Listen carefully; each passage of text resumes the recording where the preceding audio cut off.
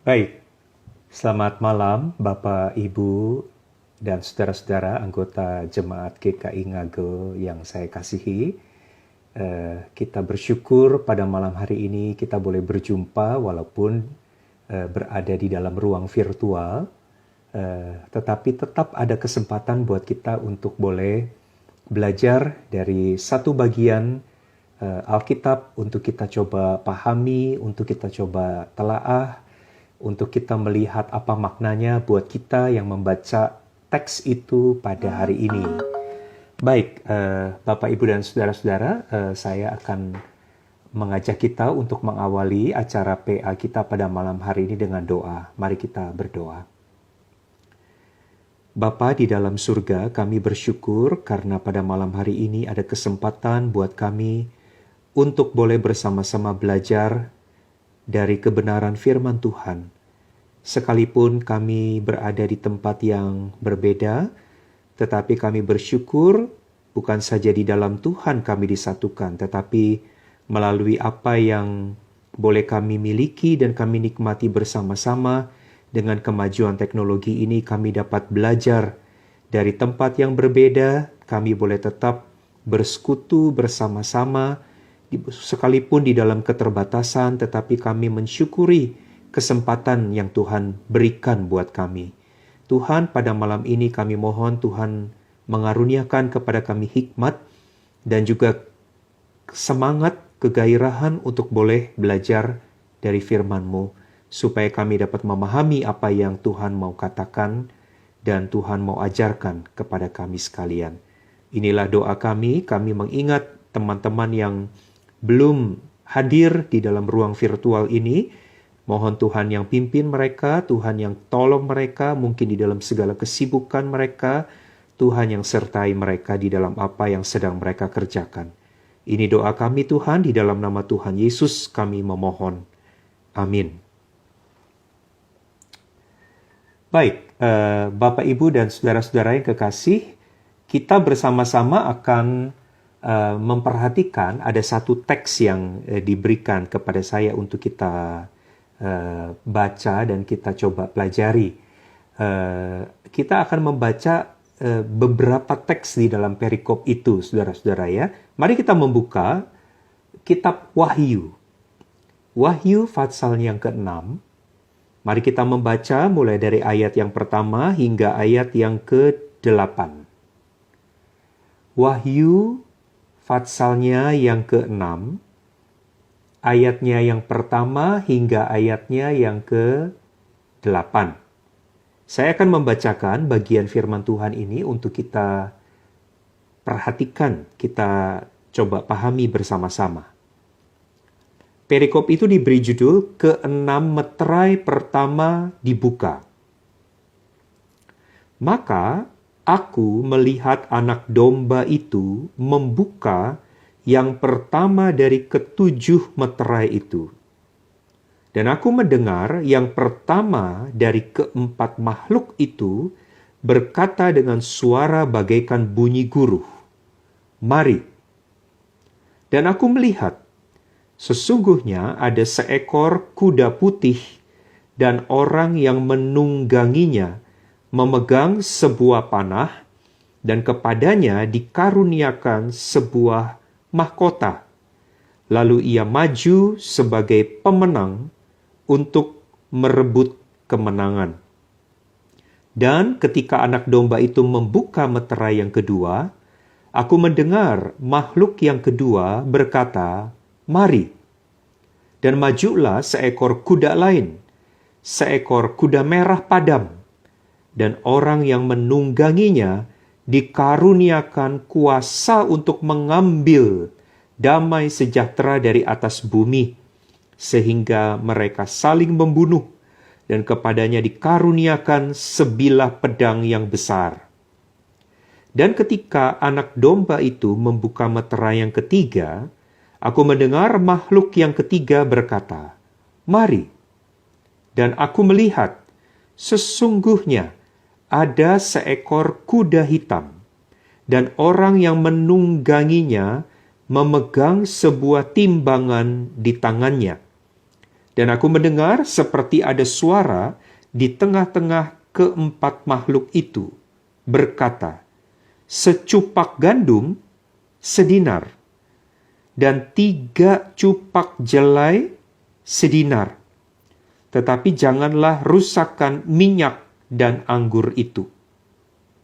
Dan ketika anak domba itu membuka meterai yang keempat, aku mendengar suara makhluk yang keempat berkata, mari. Dan aku melihat, sesungguhnya ada seekor kuda hijau kuning, dan orang yang menungganginya bernama Maut, dan kerajaan maut mengikutinya. Dan kepada mereka diberikan kuasa atas 1/4 dari bumi untuk membunuh dengan pedang, dan dengan kelaparan, dan dengan sampar, dan dengan binatang-binatang buas yang di bumi.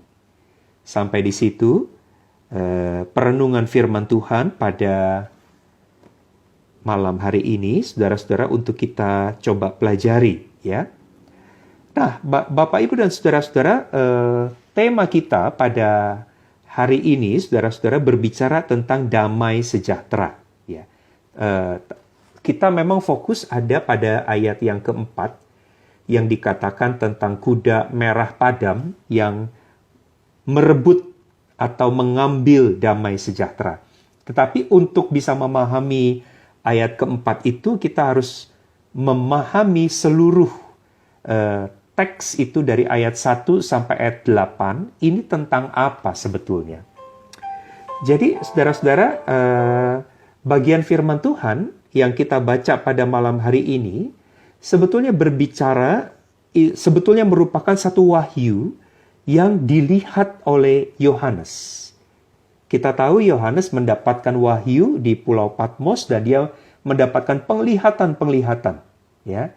Nah, penglihatan-penglihatan yang diterima oleh Yohanes berbicara tentang zaman akhir atau berbicara tentang hal-hal yang akan terjadi menjelang zaman akhir.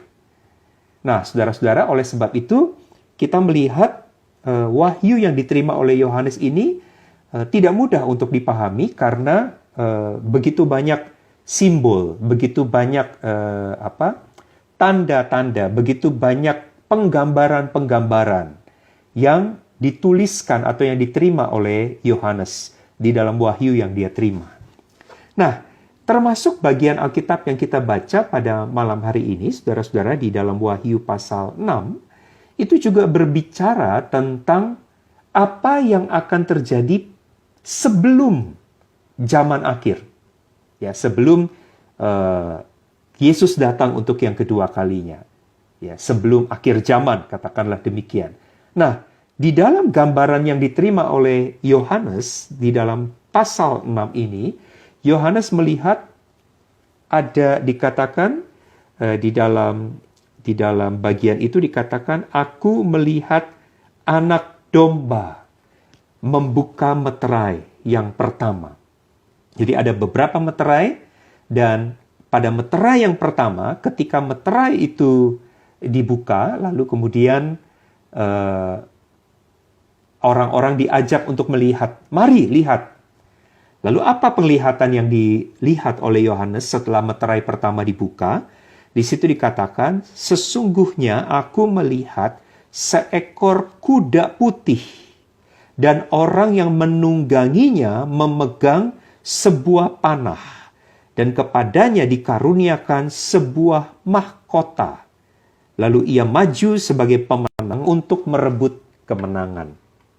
Nah, saudara-saudara, memang tidak mudah untuk memahami ya simbol atau gambaran, metafor yang dipakai di dalam kitab Wahyu ini. Kalau kita bicara kuda putih, ini apa gitu? Ini apa? Beberapa orang, saudara-saudara, termasuk beberapa hamba Tuhan besar ya, yang cukup terkenal, saudara-saudara, ternyata juga mempunyai pendapat yang begitu beragam tentang hal ini, saudara-saudara. Di dalam bahasa Latin, saudara-saudara, di dalam bahasa Inggris, kuda putih itu dijelaskan dengan satu istilah yang diangkat dari bahasa Yunani, ya, Di dalam bahasa Yunani ada kata nikao. Nikao itu artinya menguasai atau mengalahkan. Jadi si kuda putih itu tuh sebetulnya istilah kuda putih itu datang dari satu kata kerja di dalam bahasa Yunani yang artinya menguasai atau mengalahkan. Sehingga saudara-saudara, kuda putih itu selalu identik dengan kemenangan.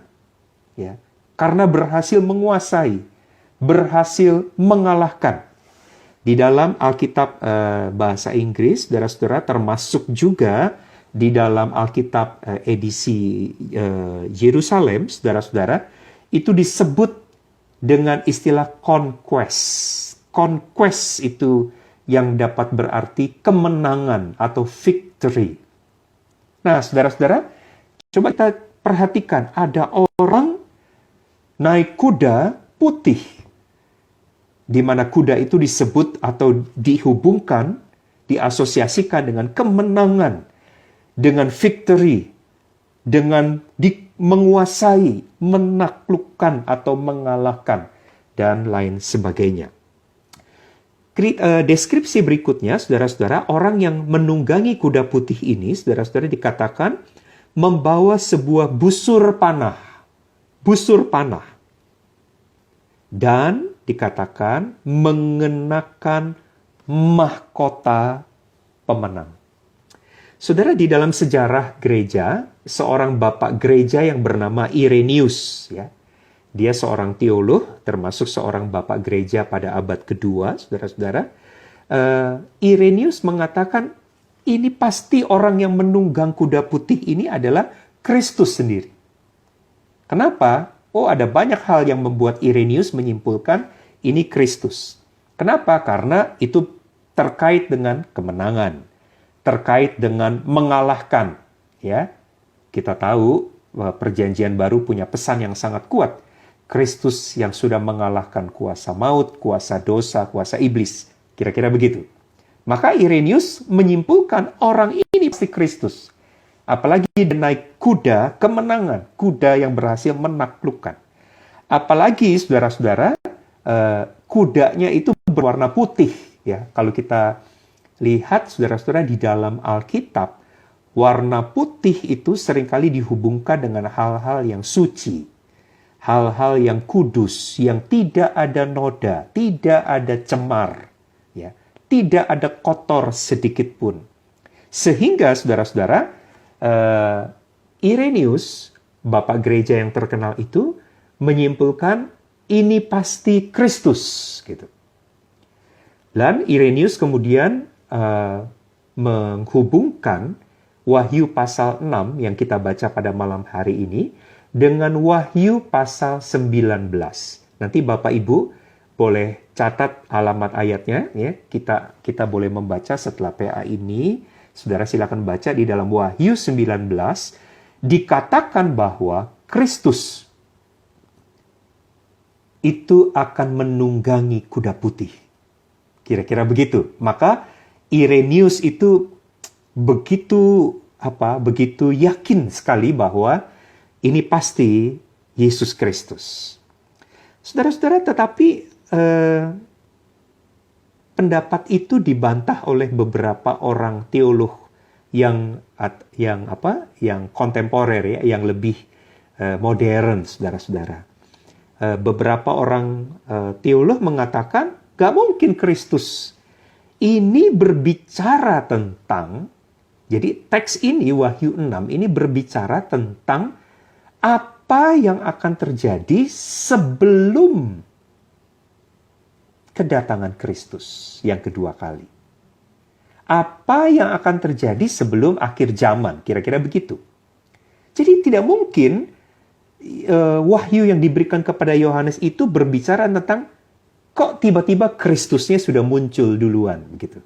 Nah, saudara-saudara, kita tahu seorang pengkhotbah terkenal, ya, yang bernama Billy Graham, almarhum.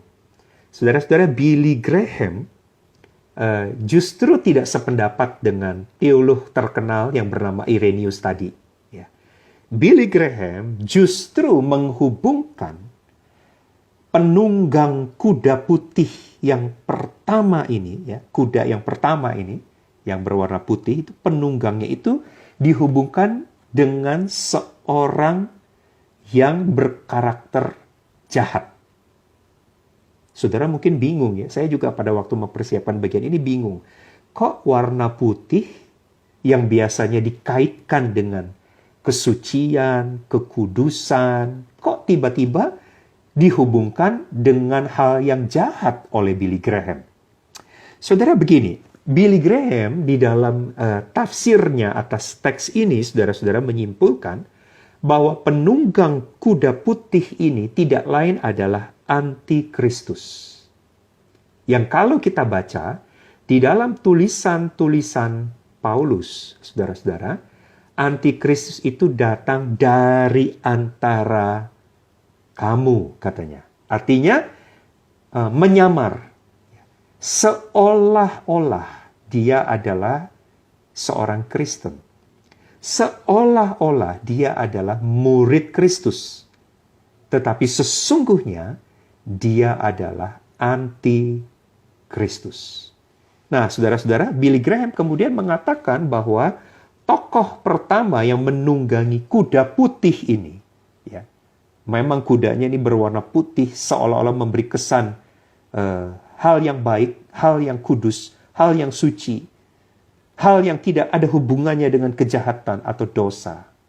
Tetapi justru penunggang yang pertama ini, saudara-saudara, adalah antikristus. Nah, di dalam tafsirnya itu, saudara-saudara, Billy Graham mencoba untuk membantah apa yang tadi dihubungkan oleh Irenaeus, yaitu Wahyu 6 ini dengan Wahyu 19. Ya. Kalau Bapak Ibu nanti membaca Wahyu 19, di dalam tafsirannya Billy Graham dikatakan begini, bahwa Yesus Kristus yang nantinya dinobatkan sebagai Raja, dia akan menunggangi kuda putih. Dicatat di dalam Wahyu 19 itu dikatakan akan mengenakan banyak mahkota. Itu catatannya Billy Graham yang pertama. Banyak mahkota. Sedangkan tokoh yang pertama yang penunggang kuda putih ini dikatakan hanya mempunyai satu mahkota. Dan ada kata kerja yang menarik. Kepadanya diberikan atau dikaruniakan. Kita bisa baca itu, saudara-saudara ya. Kepadanya dikaruniakan sebuah mahkota. Jadi mahkota lambang kekuasaan atau lambang kemenangan yang dimiliki oleh tokoh pertama ini bukanlah sesuatu yang dia miliki karena kuasanya. Bukan. Tetapi mahkota itu diberikan kepadanya. Ya, diberikan, dikaruniakan kepadanya. Lambang kekuasaan atau lambang lambang kekuatan atau lambang kuasa yang dimiliki itu diberikan kepadanya. Dan saudara-saudara, kalau kita melihat saudara-saudara di dalam apa yang dilihat oleh Yohanes ini di dalam wahyu yang diterima, jadi dikatakan, aku melihat seekor kuda putih, ada orang yang menungganginya, dia pegang panah, ya artinya orang ini siap untuk berperang, kira-kira begitu, untuk menguasai. Ingat kata tadi ya, kata conquest itu artinya menguasai, untuk menguasai, dan orang ini punya satu mahkota, diberikan mahkota tapi hanya satu. Dan dia akan maju sebagai pemenang untuk merebut kemenangan. Nah, saudara-saudara, Billy Graham mengatakan di dalam tafsirannya atas ayat itu, ini adalah tidak lain adalah antikristus. Yang, kata Billy Graham, memang diizinkan. Jadi, kalau kita melihat, saudara-saudara, konsep ketika Yesus, sebelum Yesus datang untuk yang kedua kalinya, maka si iblis dan antek-anteknya termasuk antikristus ini, itu diizinkan untuk berulah dalam tanda kutip, sebelum nanti pada waktu Kristus datang yang kedua kalinya, mereka akan dipatahkan dan dihabiskan untuk selama-lamanya.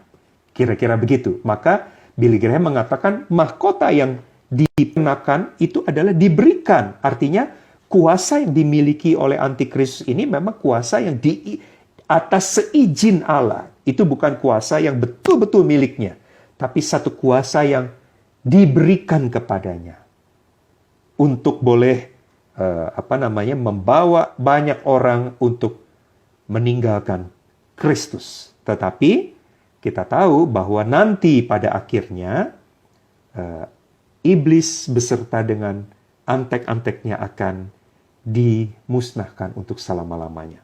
Jadi kalau Bapak Ibu melihat, dan ada banyak tafsiran lain sebetulnya ya. Irenaeus mengaitkannya dengan, oh ini pasti Yesus. Billy Graham mengatakan, oh ini antikristus. Ada juga tafsiran lain yang mengatakan, oh ini Roh Kudus, dan lain sebagainya. Saudara-saudara, kita perlu hati-hati untuk menafsir, khususnya di dalam kitab Wahyu, karena kita harus melihat tafsiran kita itu sesuai dengan bagian-bagian pengajaran lain di dalam Alkitab yang berbicara tentang akhir zaman. Dan secara pribadi, kalau Bapak Ibu tanya, saya sependapat dengan pendapatnya Billy Graham. Ya, dalam hal ini, saudara-saudara, Billy Graham menafsirkan tokoh pertama penunggang kuda putih itu tidak lain adalah antikristus yang diberikan sejangka waktu singkat sebelum Kristus datang untuk bisa menyesatkan orang-orang di dunia ini. Kira-kira begitu. Baik, saya akan melangkah kepada yang kedua. Dan ini sebetulnya bagian kita. Kuda yang kedua ini adalah warnanya bukan cuma kuda merah. Tetapi kuda ini kuda merah padam. Kata merah itu, saudara-saudara, itu datang dari kata Yunani yaitu puros. Puros atau pur itu artinya api. Api. Jadi gambaran kuda yang kedua ini, saudara-saudara, adalah kuda dengan bukan sekedar merah, tetapi merah yang menyala-nyala. Kira-kira begitu. Merah yang betul-betul hebat begitu. Merah yang berkobar-kobar gitu ya. Merah seperti merahnya api. Karenanya Lembaga Alkitab Indonesia menerjemahkannya merah padam.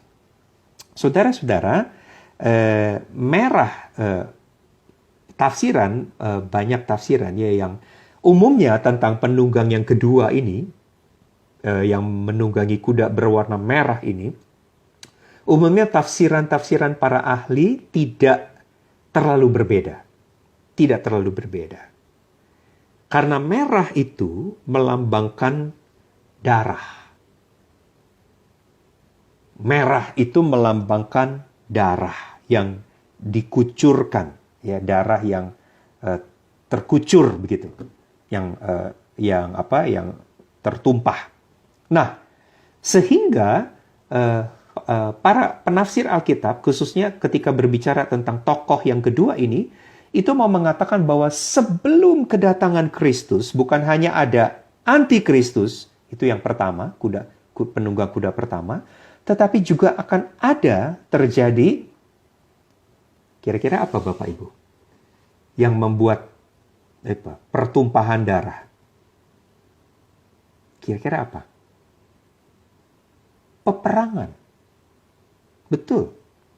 Bukan hanya peperangan antar bangsa, ya. Dan ini kita harus lihat kesinambungannya dengan nubuat-nubuat di dalam kitab-kitab Injil tentang tanda-tanda kedatangan anak manusia, begitu ya.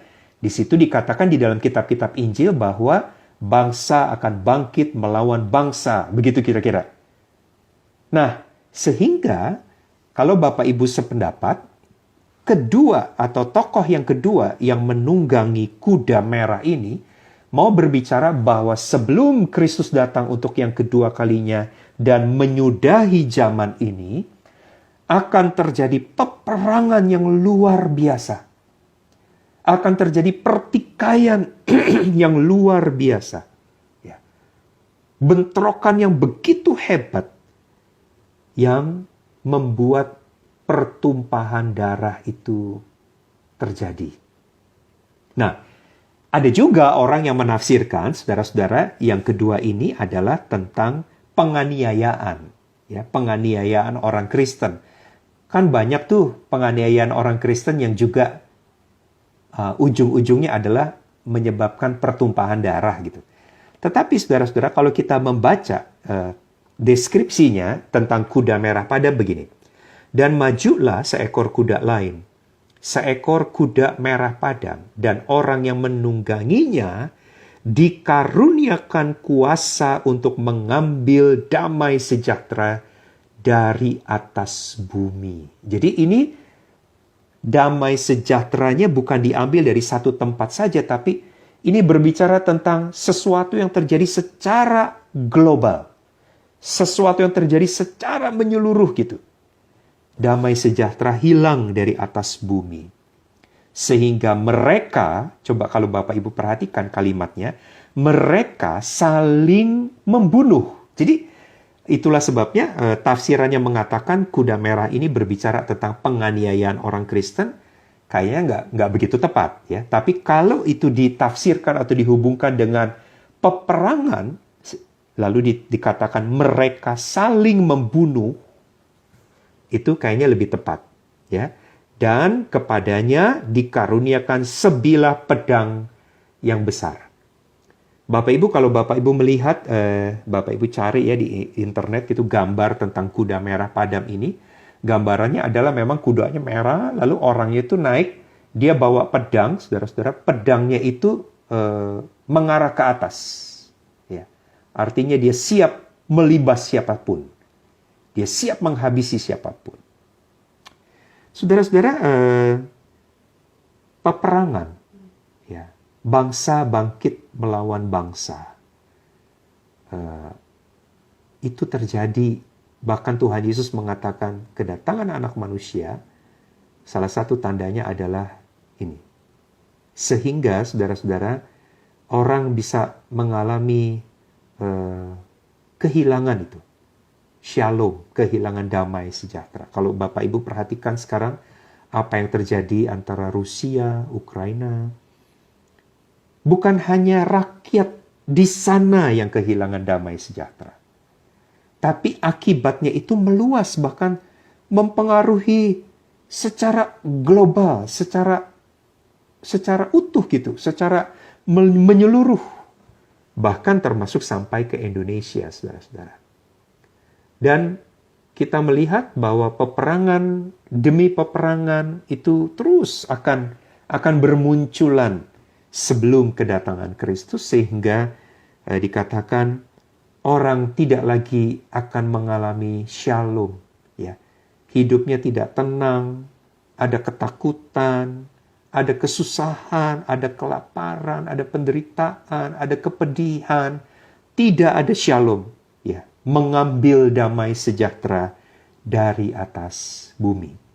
Nah, Bapak Ibu, nanti kita kembali lagi ke bagian yang kuda kedua ini, karena memang tema kita ada di situ. Ya.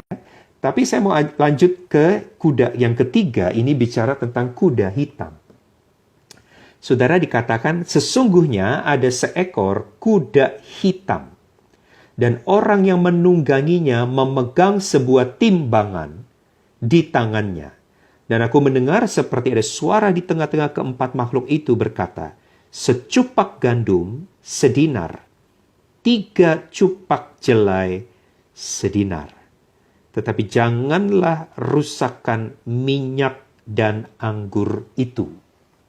Saudara, ini menarik ya, sangat menarik gambaran mengenai kuda hitam ini yang dikatakan orang yang menungganginya itu membawa timbangan. Neraca. Neracanya ini, saudara-saudara, bukanlah neraca yang berbicara tentang keadilan Allah. Allah mau melihat di dalam keadilannya hidup tiap-tiap orang. Bukan. Tapi kalau Bapak Ibu baca, neraca ini dipergunakan untuk menimbang bahan makanan. Bahan makanan. Dikatakan secupak gandum harganya sedinar. Saudara, sedinar itu adalah upah orang bekerja selama 1 hari. Jadi kalau dia bekerja, orang bekerja, sehari dia cuma dapat secupak gandum. Itu artinya gandumnya itu hanya bisa dimakan oleh dirinya. Istrinya, anak-anaknya, nggak punya sesuatu untuk dimakan. Jadi, apa yang terjadi dengan yang kuda hitam, penggambaran tentang kuda hitam, penunggang kuda hitam ini berbicara tentang akan datang satu masa yang sangat sulit secara ekonomi, bahkan kelaparan akan melanda. Ya, tapi tidak hanya spesifik soal kelaparan, tapi kesulitan untuk bisa hidup ya, secara ekonomi. Saudara, dikatakan secupak gandum sedinar, atau kalau mau dapat lebih banyak, 3 cupak, itu dapatnya jelai. Nah, jelai, jadi kalau kita tahu, gandum itu kualitas makanan yang lebih bagus. Jelai itu yang kualitas kira-kira KW3, KW4-nya begitu. Jadi kalau mau dapat lebih banyak, supaya bisa memberi makan seisi rumah, untuk istri dan anak-anak, ya dapatnya yang itu. Makanan yang KW3 atau KW4. Dan ini memang berbicara tentang betapa sulitnya orang hidup, betapa sulitnya perekonomian. Bahkan banyak orang gara-gara persoalan perut. Kita bacakan ya, peringatan bahwa orang bisa berubah setia, orang bisa mengingkari imannya menjelang akhir zaman ini, saudara-saudara, karena kesulitan-kesulitan hidup. Nah, yang menarik adalah di kalimat terakhir berkata begini, tetapi janganlah rusakkan minyak dan anggur itu. Saudara, minyak, anggur, ini bukan konsumsi orang rakyat jelata yang hidupnya pas-pasan. Ya. Rakyat jelata itu biasanya hanya bekerja di kebun anggur, iya. Tapi anggur itu sendiri sebetulnya adalah konsumsi orang-orang yang dalam tanda kutip berduit atau kuat secara ekonomi. Nah, satu tafsiran yang bagus, saudara-saudara, menurut saya tentang penunggang kuda yang ketiga ini mengatakan bahwa ada satu masa akan datang kesulitan yang begitu hebat secara ekonomi yang dirasakan oleh banyak orang, tetapi justru ada orang-orang yang menikmati kesenangan hidup, yang menikmati kemakmuran hidup, ya, di atas penderitaan teman-teman yang lain. Makanya dikatakan, jangan rusakkan minyak dan anggur. Jadi anggur dan minyak available.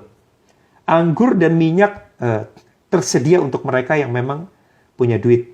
Yang dengan kata lain, yang makmur bertambah makmur. Bahkan bisa membangun kemakmuran di atas penderitaan orang lain. Tapi yang lainnya ini betul-betul mengalami kesulitan secara ekonomi. Bapak Ibu, ini intermezzo sedikit ya. Kita membaca ada kasus yang terjadi belakangan hari ini terhadap lembaga yang menyalurkan bantuan.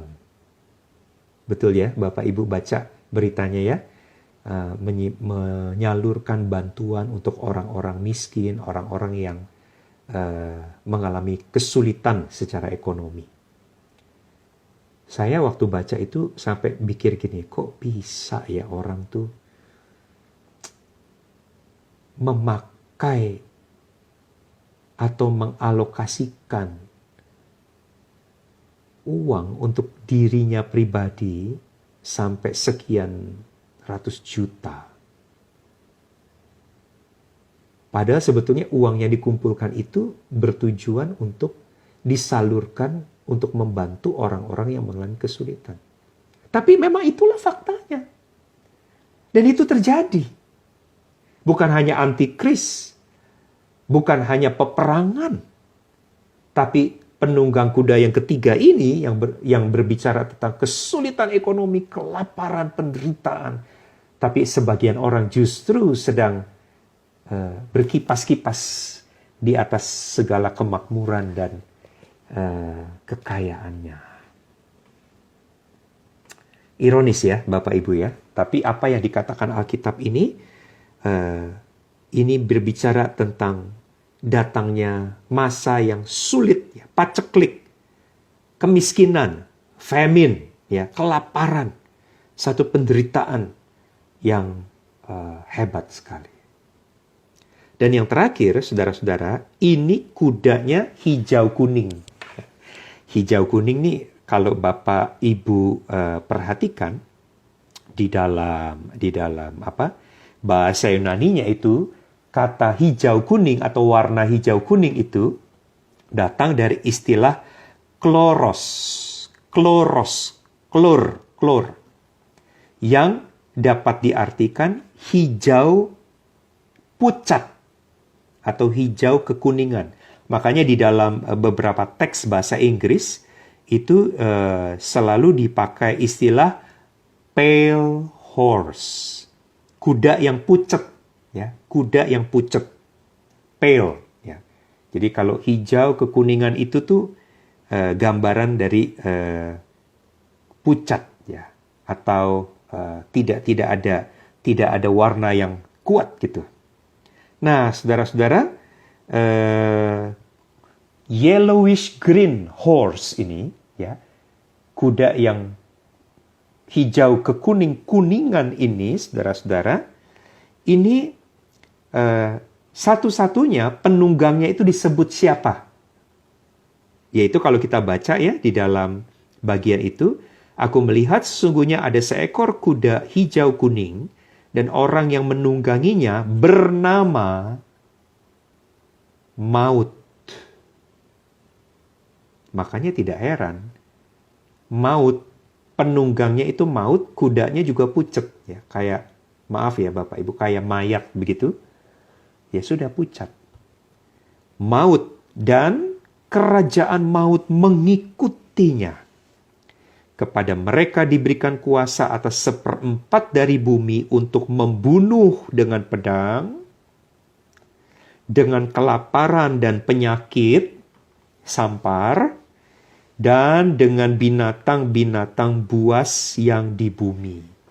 Nah, kalau kita membaca bagian ini, saudara-saudara, beberapa penafsir Alkitab umumnya menghubungkan dengan dua kesimpulan. Yang pertama, adanya kematian yang disebabkan karena penganiayaan kepada pengikut-pengikut Kristus.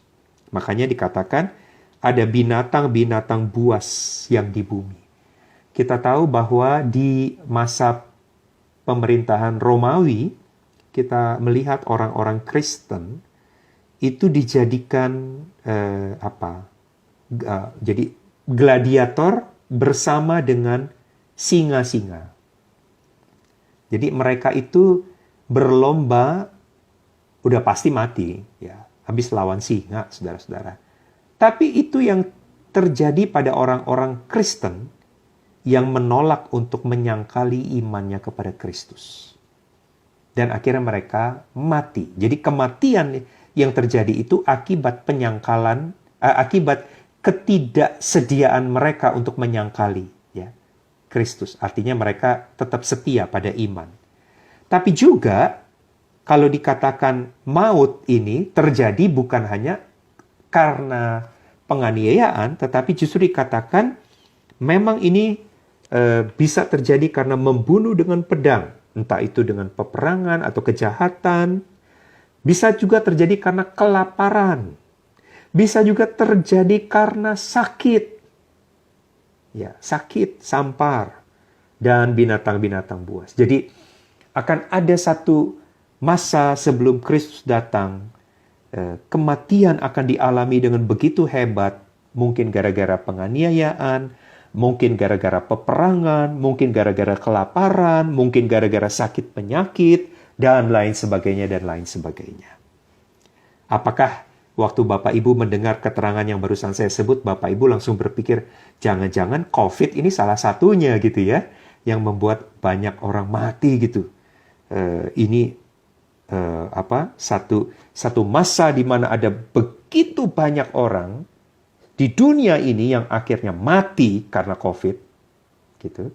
Dan itu adalah sesuatu yang terjadi sebelum Kristus datang. Saudara, memang tidak ada salahnya untuk menafsir yang demikian. Menurut saya, bisa saja ditafsirkan demikian kalau Bapak Ibu mau menafsirkannya demikian, walaupun kita juga tidak perlu memutlakannya. Artinya, kalau dikatakan bisa nggak? Kalau di sini kan ditulisnya penyakit sampar gitu ya. Karena tentu kan COVID waktu itu kan belum dikenal begitu. Tapi bisa nggak penyakit yang terjadi yang mewabah belakangan hari ini itu menjadi tanda bahwa itu terjadi sebelum Kristus datang? Menurut saya boleh saja ditafsirkan demikian. Ya.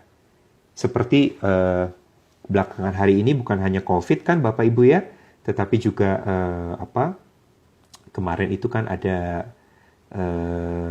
hepatitis yang unik itu, lalu kemudian ada penyakit cacar monyet yang mewabah semakin lama semakin banyak gitu.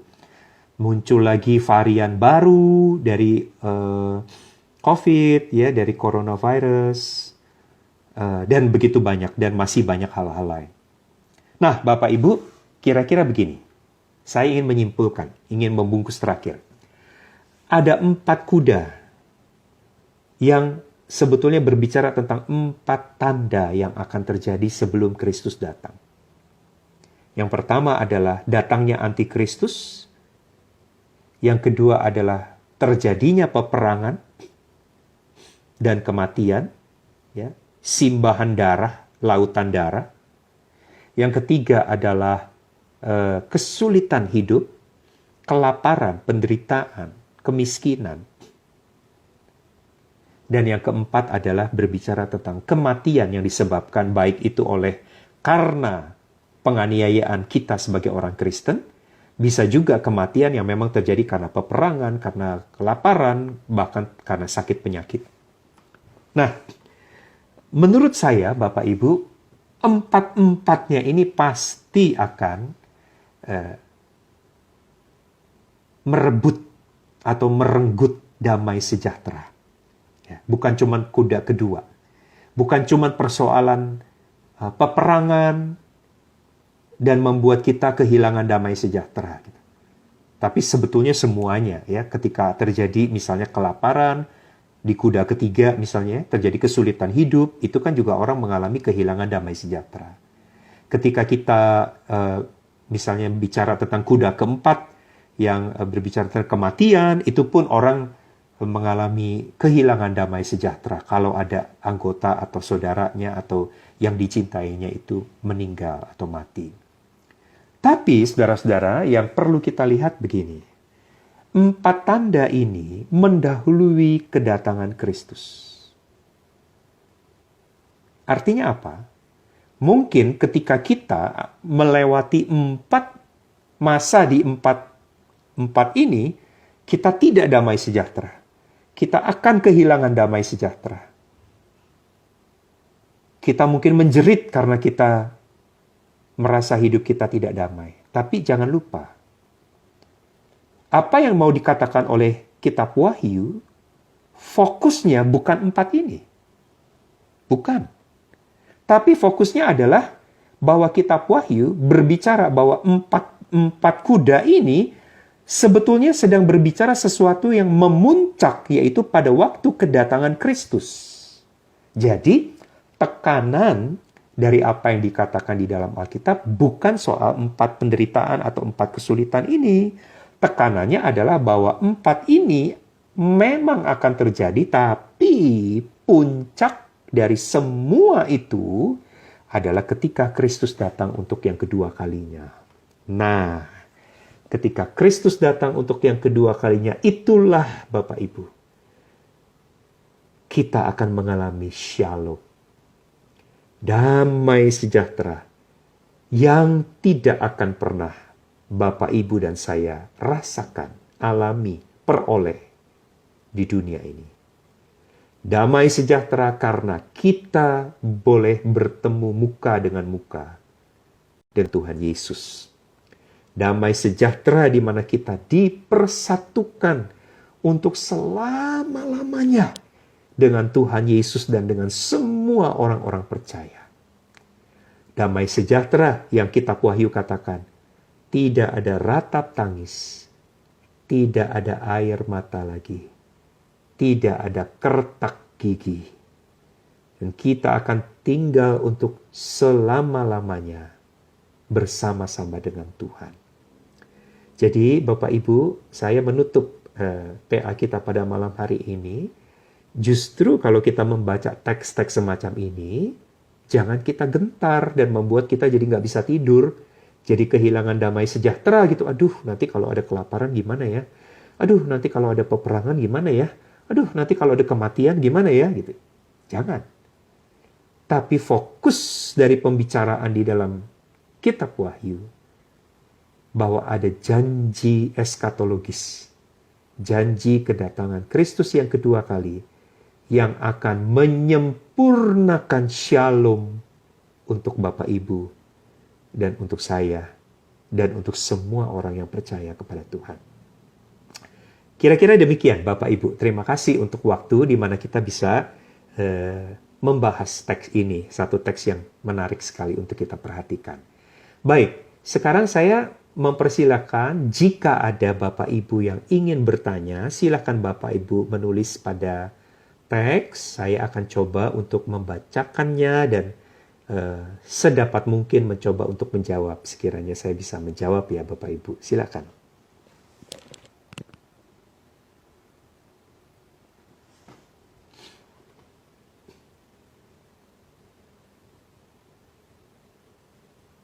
Apakah ada Bapak Ibu?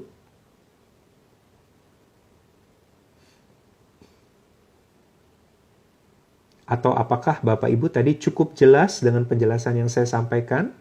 Kalau apakah Bapak Ibu ingin bertanya tentang hal yang kurang jelas, itu pun dipersilakan.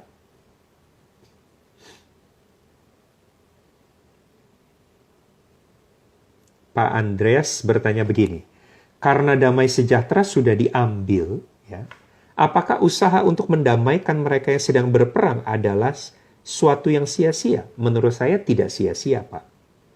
Jadi, mengupayakan shalom untuk bisa terjadi di dunia ini, pada saat ini, itu tidak pernah sia-sia. Ya. Misalnya, ini nggak usah jauh-jauh ya Pak, ini kalau ada dua teman kita yang lagi konflik gitu, sia-sia nggak mencoba mendamaikan mereka? Enggak dong, pasti enggak. Tapi yang perlu kita lihat begini, bahwa damai sejahtera selama kita masih ada di dunia ini, itu adalah damai yang dari dunia, yang bisa hilang, yang bisa diambil ya dari kita, dari dunia ini. Tapi bedanya adalah damai yang dari Tuhan itu, itulah yang tidak akan bisa diambil untuk selama-lamanya. Jadi, mengupayakan damai boleh saja, tapi dengan kesadaran bahwa begini, misalnya Bapak mendamaikan dua pihak yang sedang berseteru. Bisa nggak satu kali kalau mereka udah damai, satu kali mereka konflik kembali? Bisa. Artinya itulah memang sesuatu yang berasal dari dunia. Tapi berbeda dengan damai sejahtera kalau kita bicara di dalam surat Galatia itu ya, saudara-saudara, kita bicara tentang buah roh. Damai sejahtera itu yang dari Tuhan itu adalah damai yang ada di dalam kita, yang tidak akan pernah bisa diambil, yang tidak pernah bisa dipengaruhi oleh dunia, bahkan yang akan disempurnakan pada saat ketika Kristus datang untuk yang kedua kalinya. Kira-kira begitu Pak Andreas, semoga bisa menjawab ya. Silakan Bapak Ibu yang lain, kalau masih ada pertanyaan, monggo silakan.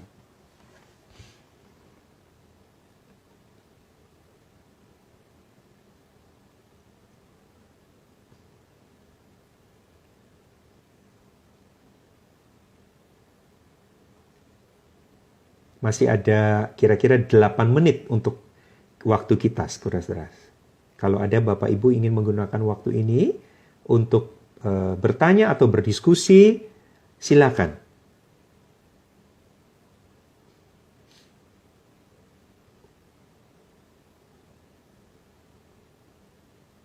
Apakah ada?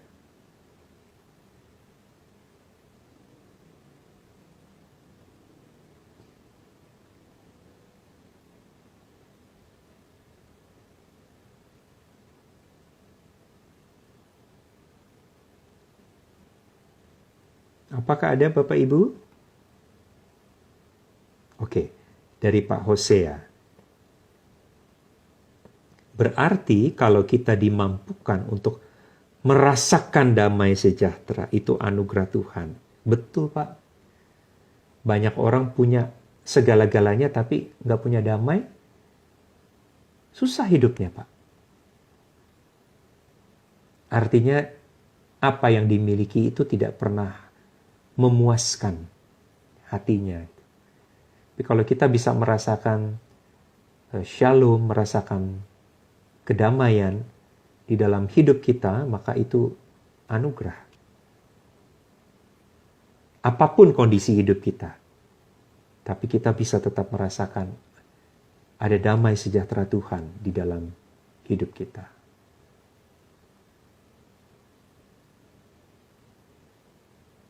Silakan, ada lagi dari Bapak Ibu?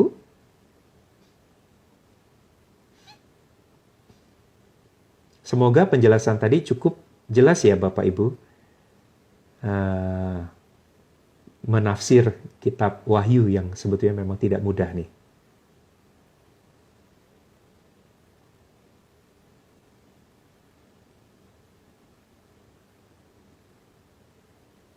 Apakah ada lagi Bapak Ibu?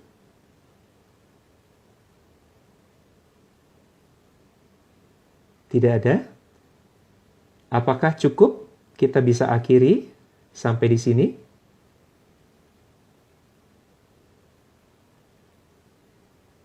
Pak Andreas, apakah cukup bisa diakhiri sampai di sini, Pak?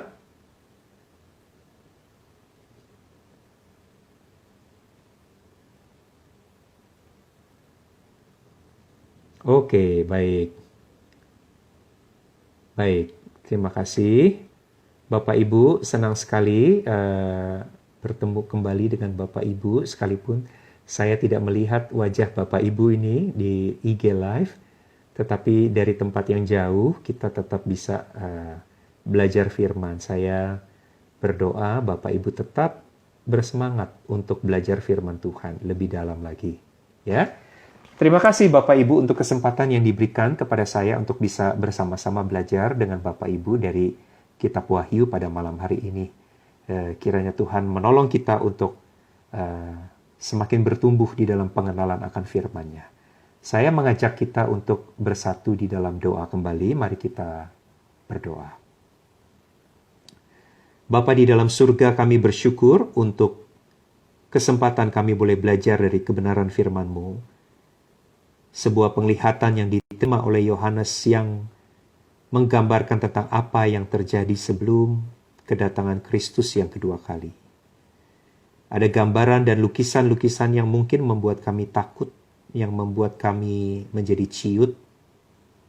Tapi justru kami diingatkan bahwa semua tanda-tanda itu sebetulnya sedang berarak menuju kepada satu titik, yaitu kedatangan Kristus yang kedua kali, di mana Kristus akan menghadirkan damai sejahtera yang sejati, yang abadi, yang tidak dapat direbut oleh dunia dan tidak dapat diambil oleh siapapun juga. Terima kasih karena sebagai murid-murid Kristus kami memperoleh damai sejahtera yang Tuhan janjikan. Dan biarlah kiranya selama kami menanti kedatangan-Mu, damai itu boleh tetap hidup menyala di dalam hati dan hidup kami. Sekalipun mungkin di luar diri kami mengalami banyak pergumulan, tetapi biarlah kiranya damai itu tetap berkobar-kobar, seperti api yang terus membuat kami bersemangat terus berjalan menanti sampai Kristus datang. Terima kasih untuk kesempatan malam ini di dalam kelas PA. Kami mohon berkat Tuhan menolong kami untuk selalu semangat belajar dari kebenaran firman-Mu. Di dalam nama Tuhan kami, Yesus Kristus, kami berdoa. Amin. Baik, Bapak Ibu, selamat malam. Tuhan berkati. Saya mohon pamit, Bapak Ibu. Terima kasih untuk kesempatan kita bersama pada malam hari ini.